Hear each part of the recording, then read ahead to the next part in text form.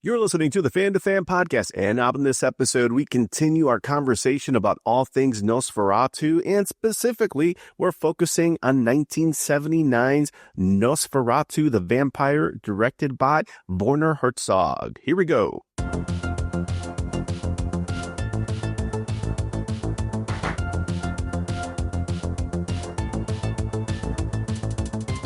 Welcome to the Fan to Fan podcast. I'm one of your hosts, Bernie Gonzalez. With me today, as always, fellow co-host Pete Charbonneau, and we have returning Fan to Fan all-star Michele Brittany. You can find out more about Michele at her website, michelebritney.com. 1 L in Michele, 2 T's in Brittany.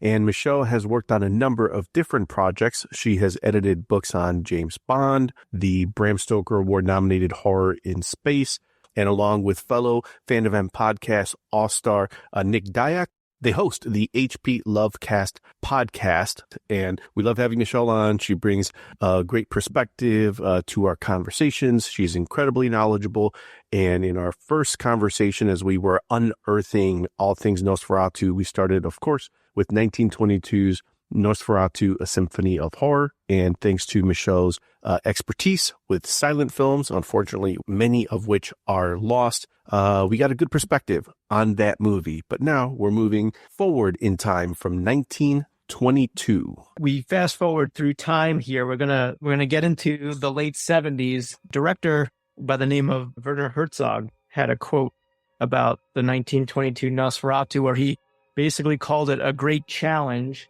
because he, in his mind, the original was the most important film in German history. Nosferatu, in my opinion, is the most important film ever made in Germany. So this is some sort of a challenge. And it establishes some sort of a link between the great expressionist cinema that we had in Germany and our film renaissance now. It is a film that is beyond my own private person.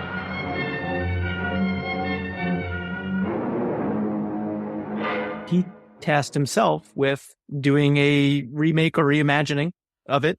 And that's where we arrive now in 1979 with Werner Herzog's version of Nosferatu, starring the ever amiable Klaus Kinski as Dracula. Not Orlok, but Dracula. At midnight, all sorts of evil spirits are set loose. People disappear without a trace.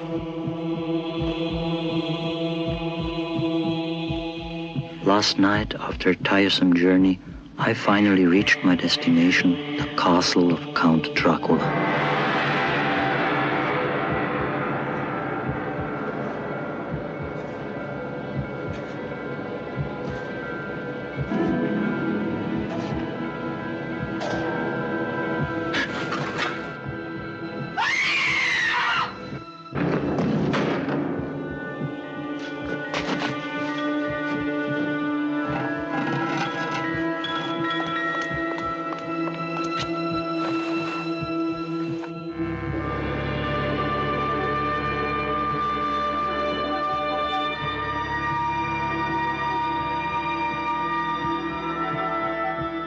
The ship seems burdened with a curse.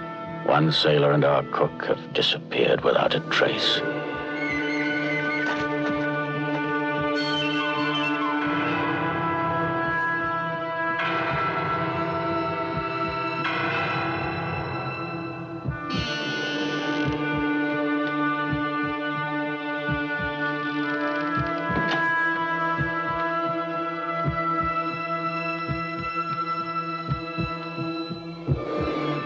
Nosferatu the Vampyre, coming from 20th Century Fox.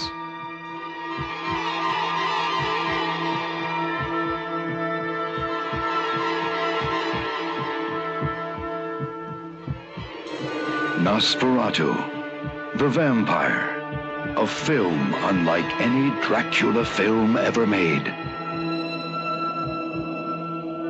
Nosferatu the Vampyre. Michele, maybe you want to get us into some of the quirks of how we came from Orlok and Thomas Hutter back to Jonathan Harker and Count Dracula for Herzog's version? It's pretty simple. Actually, I didn't know the answer, and I did some research because I was curious, like, why were we going back to the original names from the Stoker novel? And it was because of the fact that by 1979, when he was doing the film, the novel was in public domain.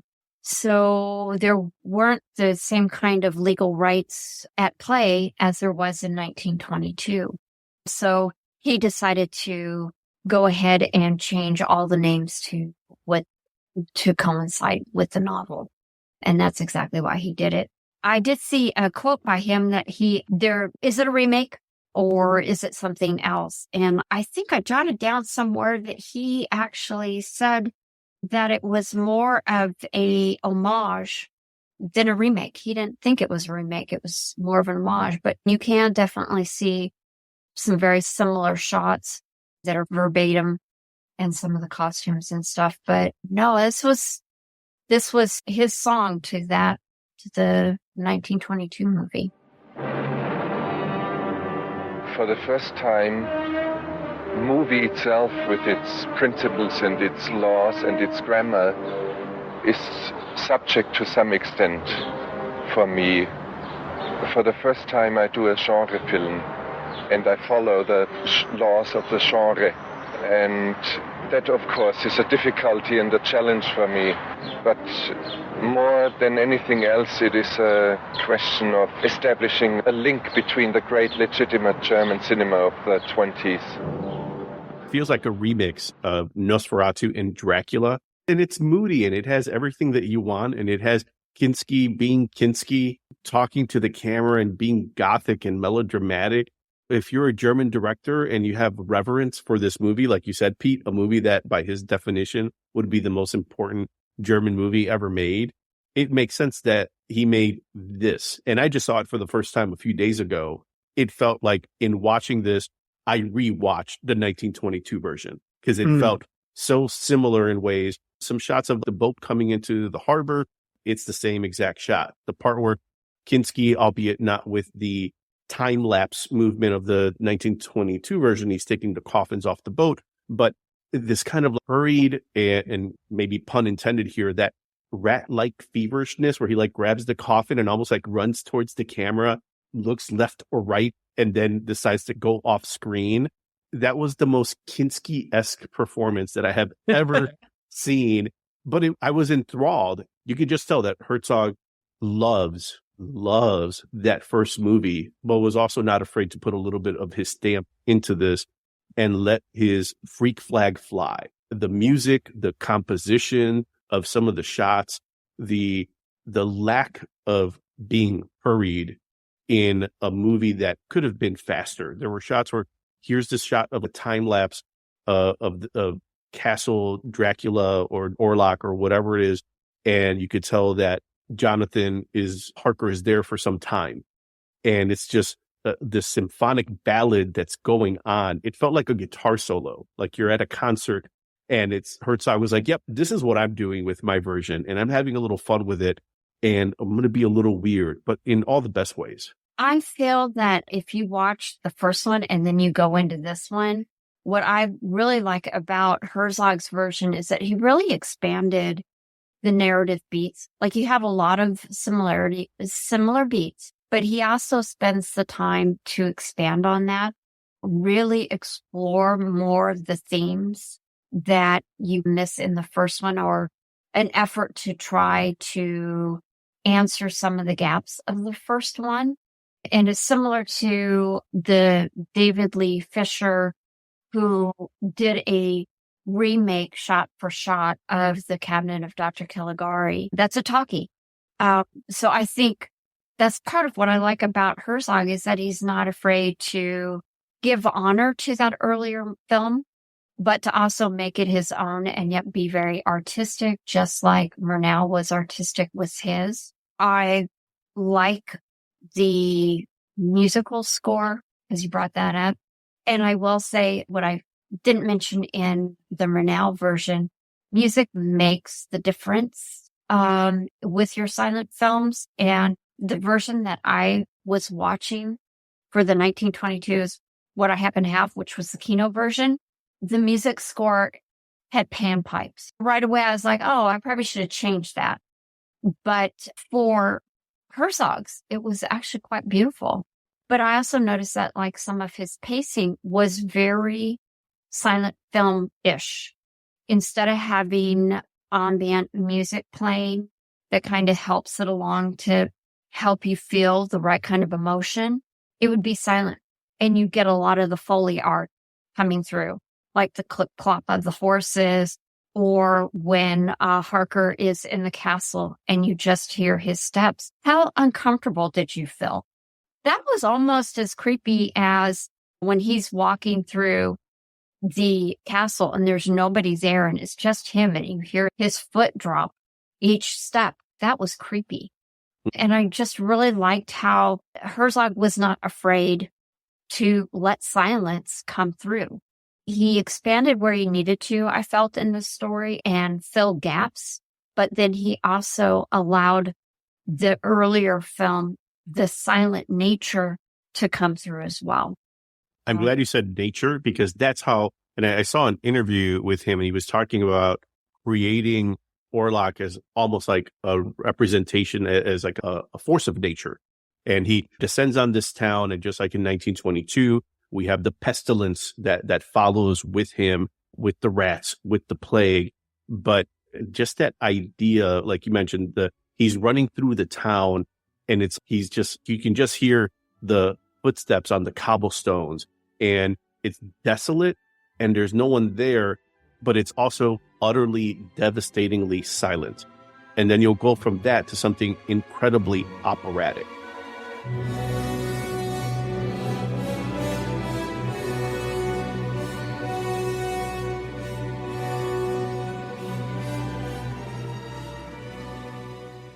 I think that's where the movie really spoke to me in the themes, in the same way we talked about the 1922 film's themes.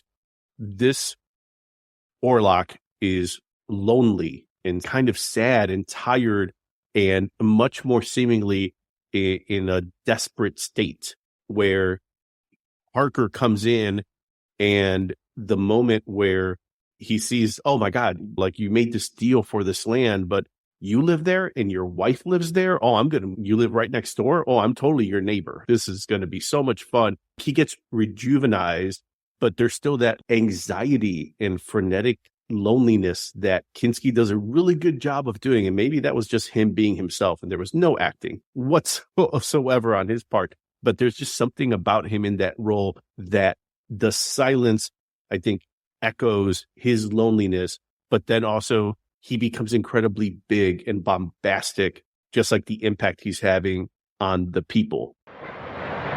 It's me. It's me because I'm Nosferatu in the Nosferatu picture. So my answer is Nosferatu is me. It's real. Nosferatu. Like many other things. And I think that's also the part that I really appreciated about this 1979 version, is that if you were showing this to people, it'd be like, all right, there's our Count Dracula / Orlok. And there's Lucy, and there's Jonathan Harker, and there's our Renfield, and there's our Helsing, right? Whether he's actually called Helsing, in this one he is, in other versions he's not. But here are all our analogs for these characters, outside of a few town officials, I think the person at the docks, even the people on the boat, and I don't think it's actually called the Demeter. There's not many other large roles. It really is just like a handful, half a dozen folks, and that's it. And I think there's something about that. It could have had more roles, in a way where you were talking, Michelle. He was trying to fill in some of the gaps in 1922 that were important for him, but I don't think he did it by expanding the cast. Rather, he did it by looking deeper into some of these characters. So we get more Lucy, we get more Orlok, we get a much more crazed Harker, Jonathan Harker, by the time especially that we're done and we find his fate, which is quite a twist in the end. Dracula introducing the idea of thruppling way ahead of time. Yeah, I also like with this version, going back to, or piggybacking on your observation about going deeper into the characters, we get a lot more of Lucy, like you said. And I think we get a lot more of the anguish that she's feeling, that she's not being heard. that we don't get in the 1922 version. But here we get a lot more of her trying to take charge. She wants to talk to authorities. She knows what's going on, and everybody is shutting her down because this is still a period piece. We're still talking. This is supposed to be in the 1800s sometime. And she's just being shut down. We're also understanding a bit more of the problem is the fact that there are no officials. There is nothing official. So who's going to take care of it? Nobody's taking care of it. And we even see that when the doctor is arrested and the one clerk is, I've never arrested anybody. I don't have handcuffs or whatever he had said. And it's just everybody doesn't know. And so her determination and her decision to know what she needs to do rings out even clearer in Herzog's version than it does in the earlier version, and makes more sense, I think, because he is diving even more into and exploring more of that idea of the struggle between traditionalism and your more modern city life, and then the idea of science as a way of coming to an answer. But that's not even giving an answer right away. And it comes down to, again, Lucy making that sacrifice. To me, I feel like it's even more thoroughly understood in the Lucy character in the 79 version and is more complex of her coming to that decision than it is in the 22 or in the 1922 version. It does feel like, and again, like you, Michelle, I haven't seen the Robert Eggers version, but it does feel like with every adaptation that we go through, Lucy seems to get more agency. Feels like the filmmakers decided to delve into her character and her motivations and her needs, and maybe more specifically, the lack of those needs being met in a very wide variety of different ways. Sexual, spiritual, companionship, so many different things that are there. And it did seem that was something that Herzog was successful in saying, you know what, there's something here. There's something more here than just a vampire that's feeding. There's a loneliness here that the both of them actually share. There's a mirroring here between Lucy and Orlok. And maybe that's what actually makes them more kindred spirits. It just so happens that in this case, Kinski in Orlok does a really good job of being lonely, demonstrating the loneliness, but also having to feed. And Lucy being open-minded enough to not only accept that there's a spiritual occult world, but that, like in the 1922 version, she's going to have to be the sacrificial lamb in order to stop this plague from happening, but seemingly with a lot more agency than in 1922. So there's something interesting in that storytelling. Like when we see the next big adaptation of this, what other curveball or pivot are we going to have with Lucy that we're going to see? Because it seems like that character, as much as Orlok is the visual representation, that's the movie poster. But it always turns out that Lucy is the locomotion. She's the engine on the Nosferatu train. I would agree with that. I feel like it's interesting how it almost feels like the Lucy version of 1922 would have more connection with the Dracula version of 1979. Just given the fact that Hooter doesn't seem to be on the same page with her, and she's very nature oriented and very sensitive. And I think the 79 version of Lucy has more love for Jonathan Harker. It's interesting because they have more of a love bond in the 79 than they do in the 1922. And yet somehow Lucy is able to be more open. She's definitely, there's some sort of attraction there for her. And I think it might be the loneliness. We don't know how long Jonathan is gone. It's a long time. So maybe she's feeling the angst of him being gone a long time. Obviously, there's some sort of Hesmet connection that's going on between the three of them before Dracula's ever even in the same town as them. And so it is very interesting. And I'm very anxious to take a look at the 2024 version. Yep. Like you said, to see what kind of agency she has, but then also what is our Nosferatu, Orlok, Dracula? What is he going to be now? Because this is going to be now another time period in which we have a Dracula.